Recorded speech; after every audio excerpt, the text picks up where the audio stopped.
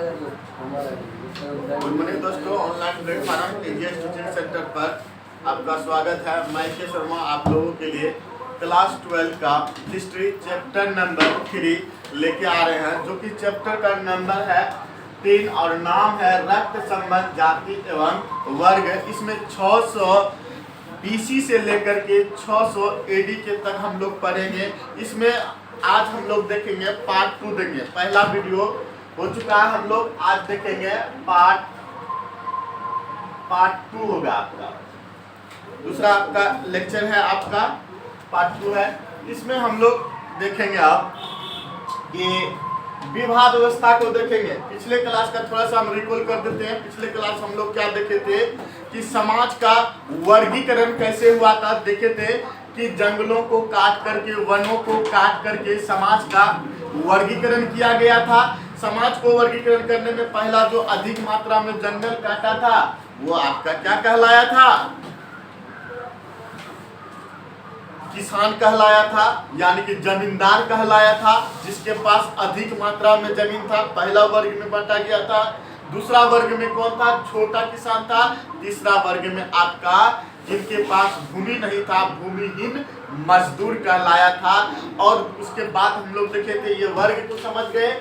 दूसरा हम लोग देखे थे रक्त के बारे में। पिछले क्लास हम लोग समझते हैं रक्त ब्लड रिलेशन के बारे में हम लोग समझे थे। इसमें महाभारत को मुख्य रूप से महाभारत को समझे थे। महाभारत में हम लोग ब्लड रूप में क्या देखे थे? दो परिवारों के बीच हम लोग युद्ध को देखे थे। दो परिवार कौन था आपका? एक धृतराष्ट्र और दूसरा था पांडु। दो भाई थे, धृतराष्ट्र और पांडु दो भाई थे। धृतराष्ट्र अपने आंखों से अंधा था, पांडु ठीक ठाक था, इसीलिए राजगद्दी पर आपका पांडु बैठा था। पांडु का अकस्मात मृत्यु हो जाने के कारण से उनके पुत्र अयोग्य थे, शिशुआ काल में चल रहा था, उनको राजा बनने योग्य नहीं था। इसी कारण से उनके बड़े भाई धृतराष्ट्र अंधा रहते हुए भी समाज में क्या बना दिया? उसको राजा बना दिया गया। राजा बनने के तत्पश्चात जो है उनका पुत्र जो दुर्योधन कहलाए, अर्थात धृतराष्ट्र के 100 पुत्र थे। 16 पत्नियां में से 100 पुत्र हुए थे। उनके ज्येष्ठ पुत्र सबसे बड़ा पुत्र थे, जिनका नाम था दुर्योधन। दुर्योधन क्या कहलाया था? कौरव कहलाया था। 100 पुत्र वाले कौरव कहलाया था। और दुर्योधन अपने पिता धृतराष्ट्र को बंदी बना करके अपने गद्दी पर बैठ गया था। और इनके 5 भाई पांडु या पांडु के पुत्र पांडव कहलाए, जिसमें अर्जुन, भीम, नकुल, सहदेव ये सब थे। इनको जो है ना राजगद्दी नहीं प्राप्त हुआ, इनको अपने दरबार से भगा दिया गया था, वनवास कर दिया था। वनवास में अपना जीवन व्यतीत किया। जीवन व्यतीत करने के बाद जब ये लोग परिपक्व हुआ, जब बड़ा हुआ, तब आकर के इसने क्या किया? समाज में अपने हक के लिए हक मांगने आया और दुर्योधन उनके हक देने से इनकार कर दिया, क्योंकि वास्तविक में होना किसका था? पांडु के पुत्र पांडव का होना था, क्योंकि उसका पिता राजा था, उनके पुत्र को होना था। पितृसत्तात्मक चल रहा था। लेकिन धृतराष्ट्र ने क्या किया था? अपने उसके पुत्र जो दुर्योधन थे उनको बंदी बना करके राजगद्दी को हड़प लिया था। कूटनीति के कारण से उन लोग को भगा देने के कारण से, हक नहीं देने के कारण से इस युद्ध का हो गया, जिस युद्ध का नाम पड़ा महाभारत। इतना चीज हम लोग ब्लड संबंध के बारे में पिछले क्लास हम लोग देख चुके थे, ये थोड़ा रिकॉल हो गया। आज हम लोग समझ रहे हैं विवाह की विशेषताएं। क्वेश्चन पूछता है आपका विवाह की विशेषताएं क्या है? तो विवाह की विशेषताएं देखिए, ये ब्लड संबंधी विवाह की विशेषताएं में देखेंगे कि विवाह एकात्मक हुआ करता था। विवाह कैसी प्रणाली था? उस समय एकल प्रणाली था। विवाह कैसी? एकल प्रणाली था। और दूसरी बात करते हैं, विवाह जो है बाल प्रथा पर आधारित था। बाल प्रथा चलता था, यानी 18 साल के कम लड़का लड़की का शादी करा दिया जाता था। 12 साल, 10 साल, 8 साल के लड़का लड़की के विवाह हो जाता था। तो ऐसी प्रथा को हम लोग क्या कहते थे? बाल विवाह कहलाते थे।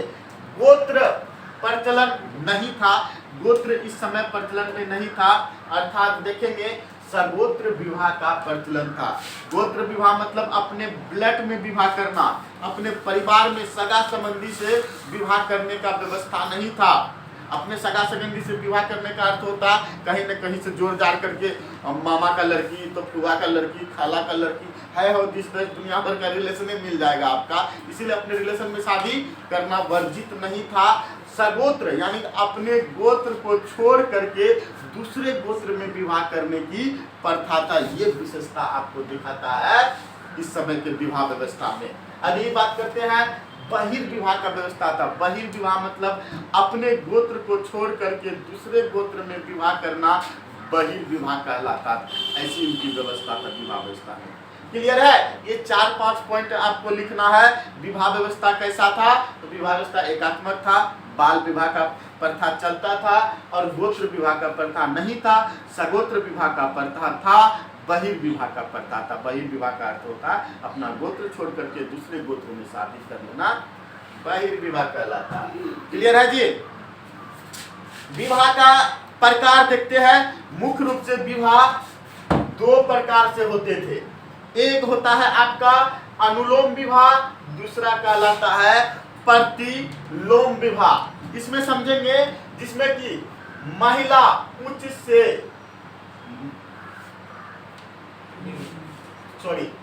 क्या लिखते मेल है, एंड फॉर मेल समझिएगा। पुरुष उच्च होंगे और महिला कौन होंगे? निम्न जाति के होंगे। यहाँ जाति को दर्शाता है, अर्थात अनुलोम विवाह में क्या होगा? आपका पुरुष उच्च जाति के होंगे और महिला जो होंगे, लड़की जो होंगे निम्न जाति के होंगे, निम्न कुल के होंगे। तब दोनों में जो विवाह होते थे तो ऐसी विवाह को हम लोग क्या कहते थे? अनुलोम विवाह कहते थे। और एक था आपका प्रतिलोम विवाह। प्रतिलोम विवाह में महिलाएं, लड़की आपका उच्च कास्ट के होते थे और लड़का जो है आपका निम्न कास्ट के होते थे। तो इन दोनों के बीच जो विवाह होते थे इन्हीं को हम लोग कहते थे प्रतिलोम विवाह। ये पूछता है अनुलोम विवाह और प्रतिलोम विवाह में क्या अंतर है, अनुलोम विवाह किसे कहते हैं, प्रतिलोम विवाह किसे कहते हैं, 2-2 नंबर का पूछ लेता है। अनुलोम विवाह रहेगा, अनुलोम विवाह में क्या होगा? पुरुष यानी लड़का उच्च जाति के, लड़की निम्न जाति के साथ जो विवाह होगा उसको अनुलोम विवाह कहते हैं। प्रतिलोम विवाह में लड़की होगा उच्च जाति के और लड़का होंगे निम्न जाति के, और दोनों के बीच जो विवाह होंगे उन विवाह को हम लोग क्या कहते हैं? प्रतिलोम विवाह कहते हैं। अगला देखते हैं हम लोग आश्रम व्यवस्था।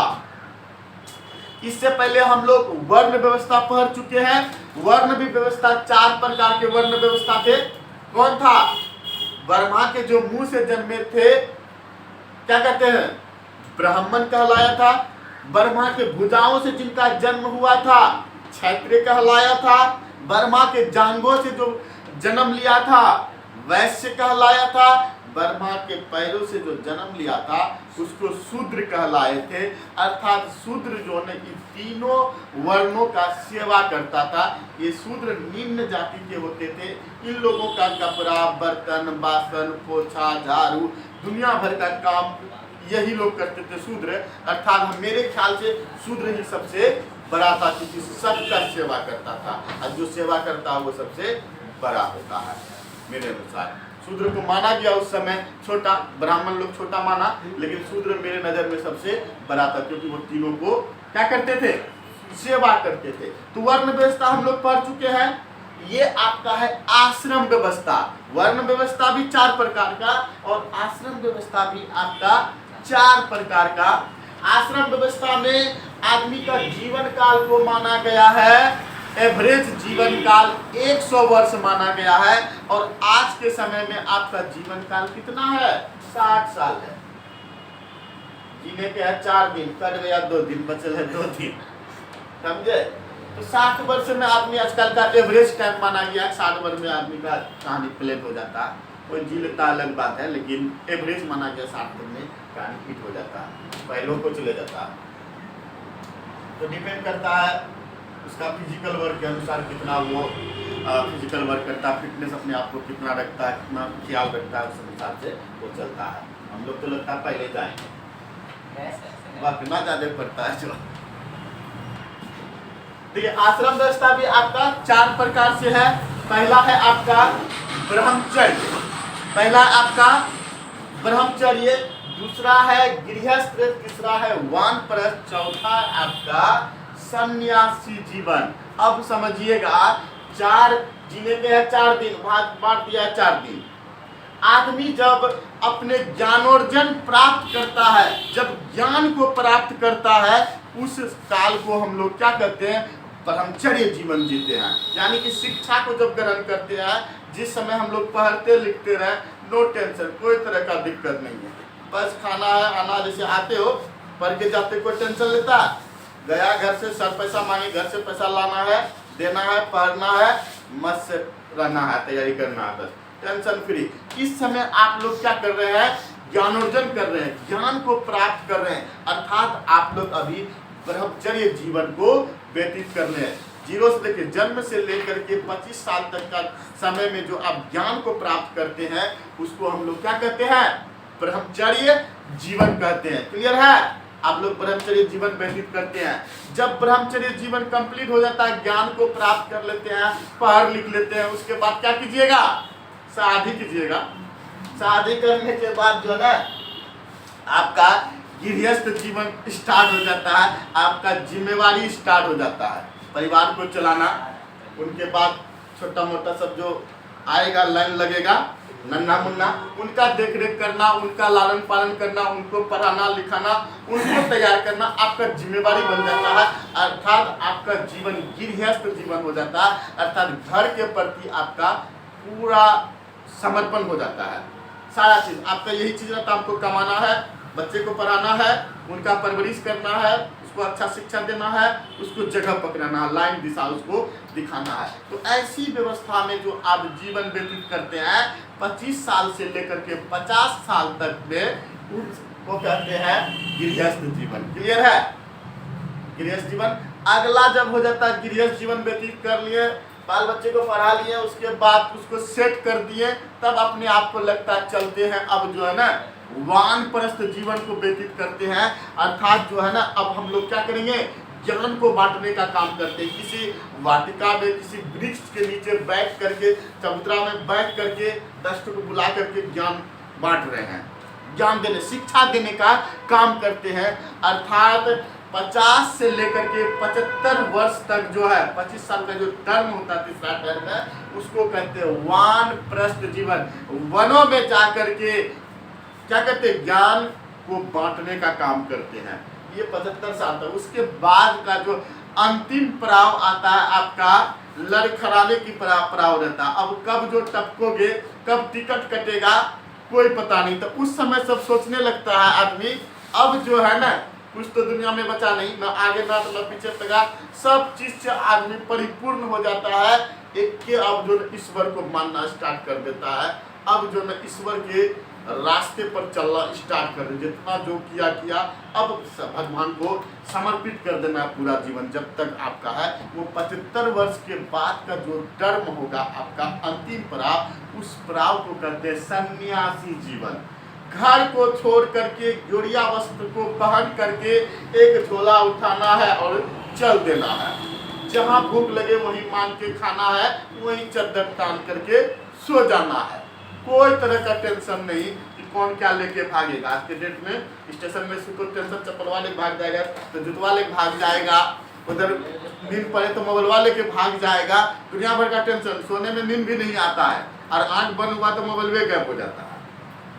सन्यासी को कोई तरह की टेंशन, क्या लेके जाओगे, ले जाओ ना, मोबाइल है ना चार्जर है, क्या लेके जाओगे, झोला ले जाओ, झोला में कुछ नहीं है। तो सन्यासी को कोई टोकता नहीं। अब गौतम बुद्ध भी यही बात कहा है कि गौतम बुद्ध अंतिम काल में कहते हैं सन्यासी जीवन को ही व्यतीत किया था, अर्थात सन्यासी जीवन को सबसे अच्छा माना था। सबसे दुनिया में पर्सन अगर कोई है, सबसे सुखी है, तो ये सन्यासी है, सबसे सुखी है, कोई तरह टेंशन नहीं। गौतम बुद्ध जब साइड में निकला था ना, तो 4 चीजें देखा था, सब देखा था, क्या कहते हैं, वृद्ध व्यक्ति देखा था, बीमार व्यक्ति देखा था, उसके बाद एगो लास्ट में सन्यासीवा को देखा था।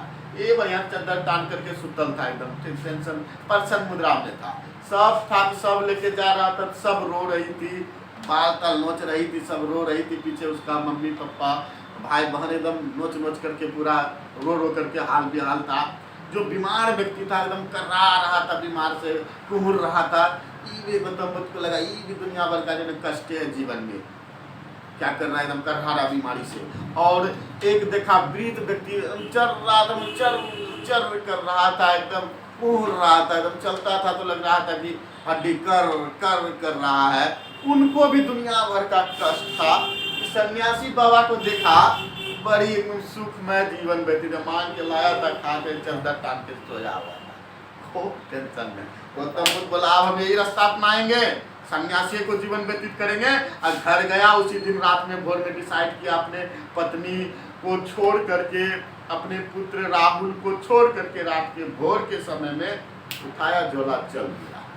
राजा के पद को छोड़ करके, जो उतना राजा था वो राजा पैदा छोड़ के चला सन्यासी, खुशी था तब न गया तो सन्यासी जीवन। ये 4 प्रकार का आपका क्या था, आश्रम व्यवस्था। क्वेश्चन पूछता है आश्रम व्यवस्था वर्ण व्यवस्था से दोनों में से कोई एक व्यवस्था आपका पूछेगा एग्जाम में, तो इन चीजों को बढ़िया से बारीकी से समझ के रखिएगा। चलिए विवाह व्यवस्था देखते हैं। इस समय में विवाह 8 प्रकार का विवाह होता था।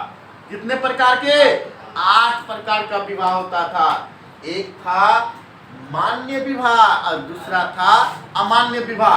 4 प्रकार का जो विवाह हुआ उन विवाह को कहते थे मान्य विवाह, और 4 प्रकार का जो विवाह होता था उनको कहते थे अमान्य विवाह, यानी उसका कोई मान्य नहीं था।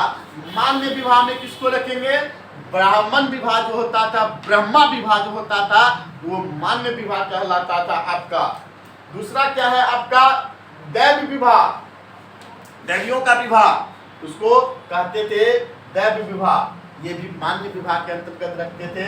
एक था आर्व विवाह, चौथा था आपका प्रजापात्य विवाह। ये 4 प्रकार का विवाह मान्य विवाह था, मान्यता प्राप्त विवाह था। इधर 4 प्रकार का विवाह जो देखने मिलता है आपका अमान्य विवाह है, जिसमें असुर का विवाह होता था, इसमें गांधर्व का विवाह होता था, अर्थात जिसको कहते हैं स्वयंवर रचा करके विवाह किया जाता था। जैसे सीता का विवाह देखे थे ना, स्वयंवर रचा के किया था, सभी राजाओं को शक्तिशाली को बुलाया गया था, बोला ये धनुषवा जो तोड़ेगा वो इस सीता से विवाह करेगा। तो इन धनुषवा को तोड़ने का काम कौन किया था, राम किया था, और राम स्वयंवर रचाया था, इससे सीता से स्वयंवर रचाया था। और राक्षस का विवाह, 50 का विवाह, ये सब सारा चारों का चारों अमान्य विवाह के अंतर्गत। तो विवाह कितने प्रकार का था, 4 प्रकार। मान्यता प्राप्त विवाह कितना था, 4। अमान्यता प्राप्त विवाह कितना था, 3 ऑब्जेक्टिव यहाँ से पूछता है आपका, ध्यान रखिएगा। अगला हम लोग देखते हैं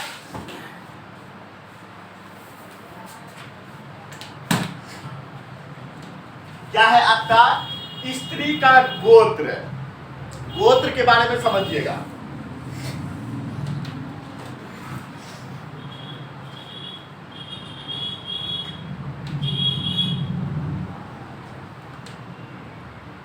देखिए गोत्र जो है ना, 8 ऋषियों के नाम के अनुसार, अर्थात 8 ऋषियों के वंशज के अनुसार गोत्र को रखा गया।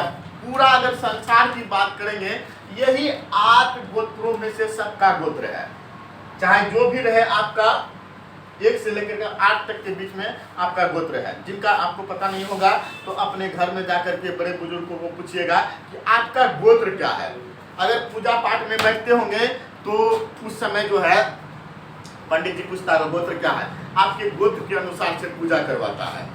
तो उस समय आपको पता होना चाहिए, अपना सबका गोत्र पता होना चाहिए, जरूरी है। नहीं है तो आज के बाद लग जाइएगा उसको पता करने के चक्कर में, गोत्र आपका क्या है पता होना चाहिए।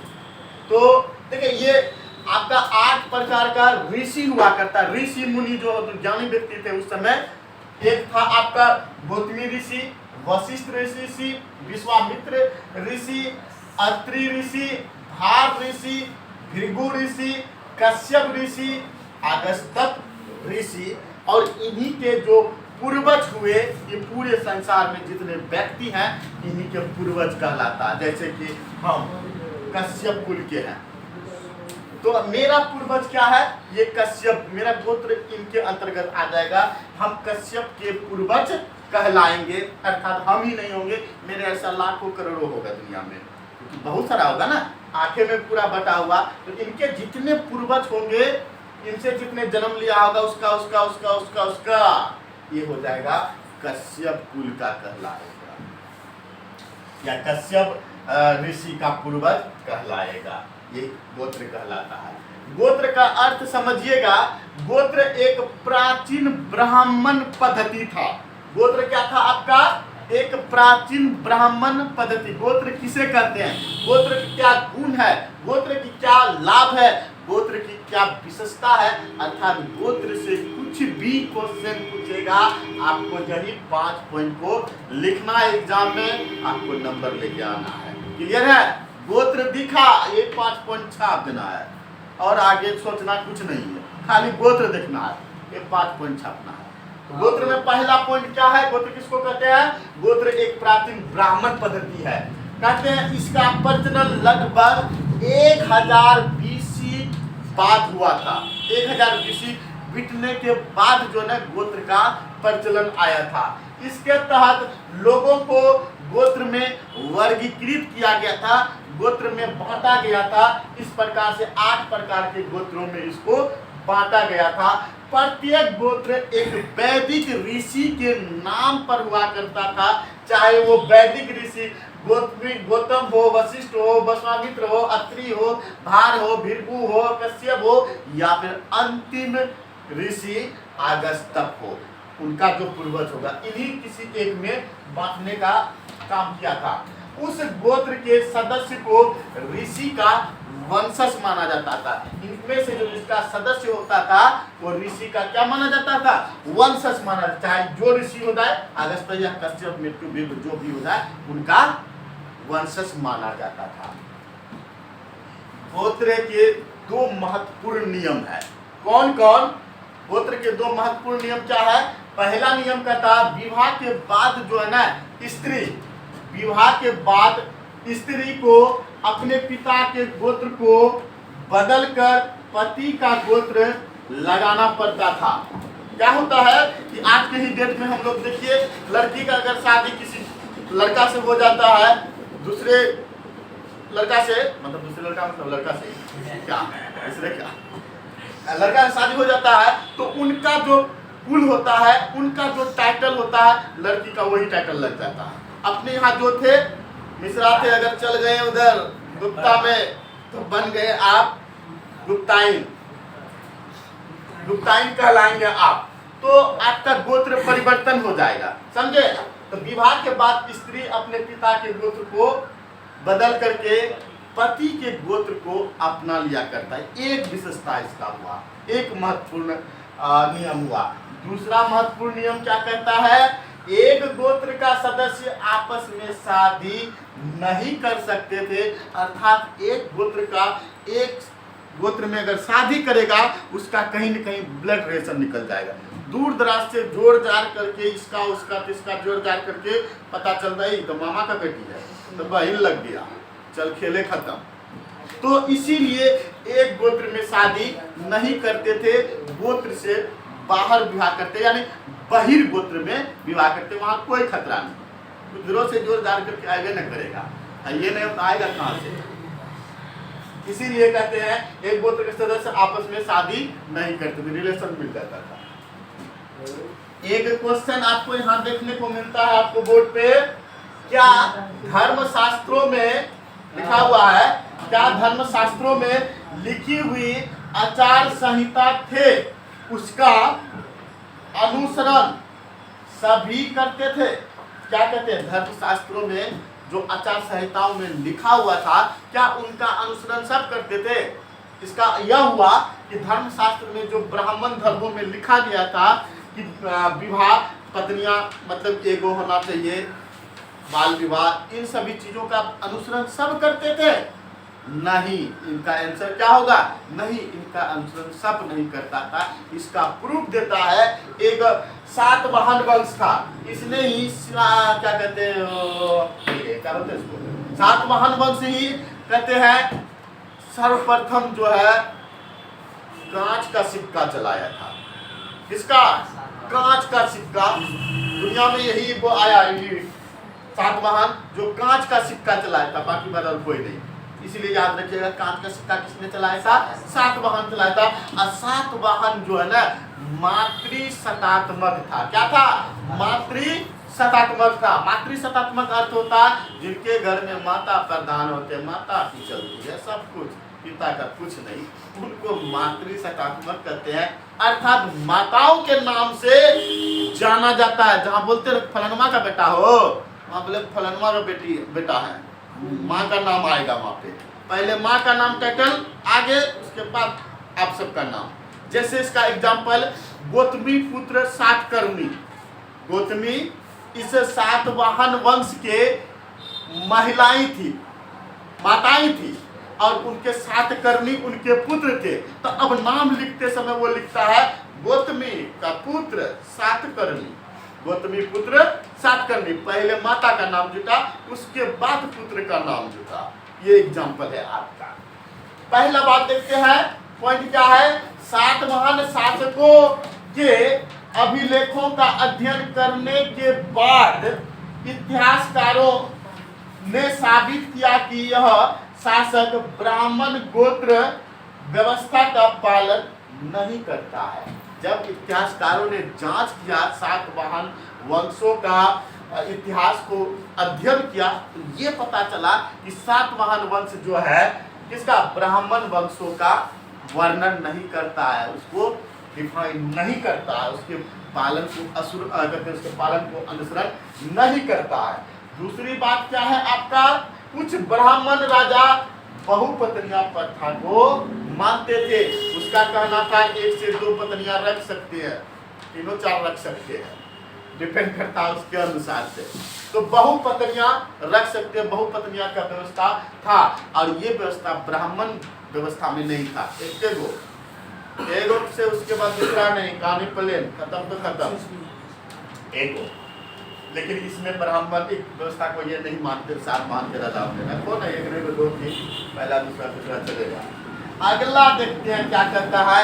इन राजाओं के पत्नियां विवाह के बाद जो है ना अपने पिताओं के गोत्र को मानते थे, पति का गोत्र को नहीं मानते थे।